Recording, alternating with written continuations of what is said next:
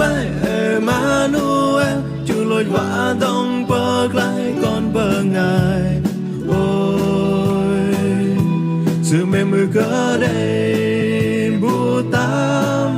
sự bầu đông bờ clay Emmanuel sự quay trên ba tròn riêng nở mẹ tên giờ tờ đông em giờ in yo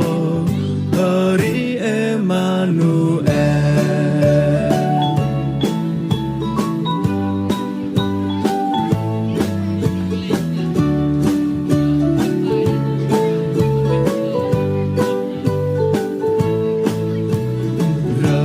bao giờ nằm đơn sơ hiền nuôi dòng làm mắng mưa mà lấy con bó kê để dù làm té đã còn ba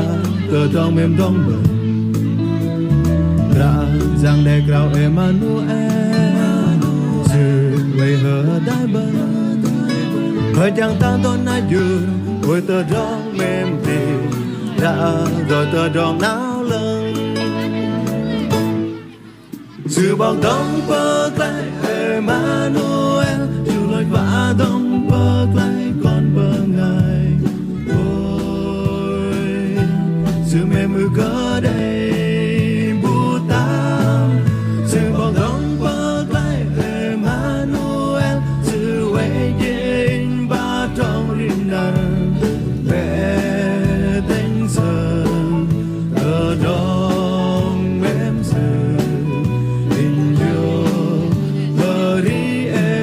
giờ bao đông bờ clay Emmanuel Chúa lôi vã đông bờ clay con bờ ngài ôi